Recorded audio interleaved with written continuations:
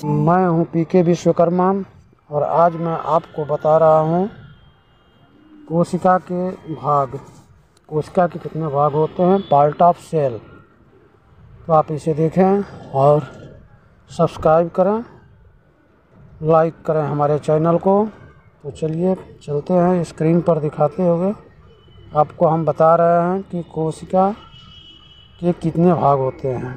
तो कोशिका के मुख्यतः दो भाग होते हैं। एक को कहते हैं कोशिका भित्ति, जिसे इंग्लिश में सेल वॉल भी कहते हैं, तथा दूसरा होता है जुद्र द्रव्य, जिसे हम प्रोटोप्लाज्म कहते हैं इंग्लिश में।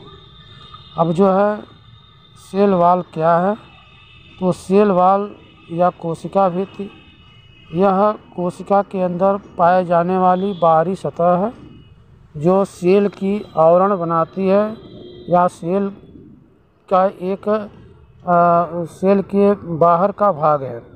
और यह कोशिका भित्ति सेल वॉल केवल प्लांट में ही पाई जाती है, या हम यह कहें कि केवल वनस्पति कोशिका में पाई जाती है।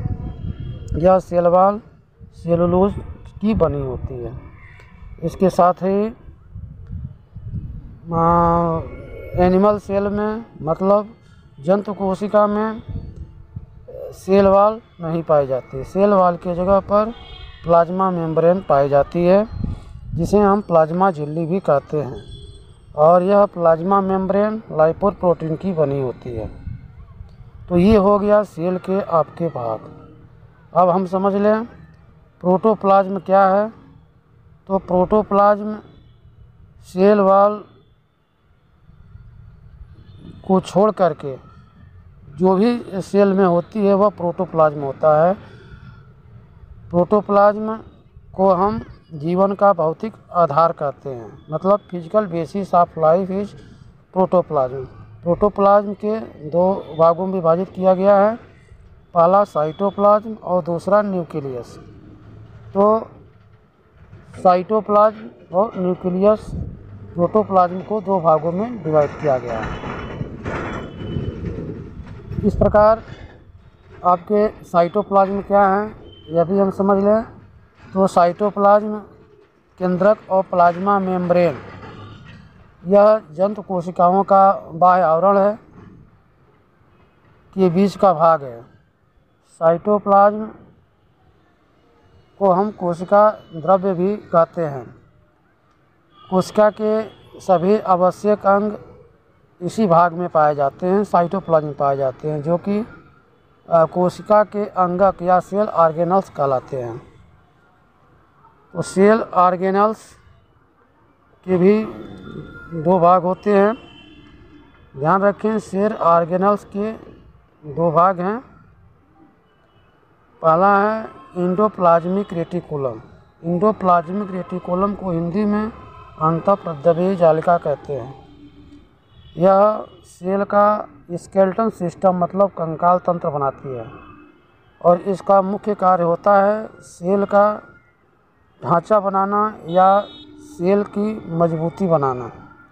और इस एंडोप्लाज्मिक रेटिकुलम अंतःप्रद्रव्य जालिका पर राइबोसोम लगे होते हैं। और जैसा कि आप जानते हैं राइबोसोम प्रोटीन संश्लेषण में कार्य करते हैं।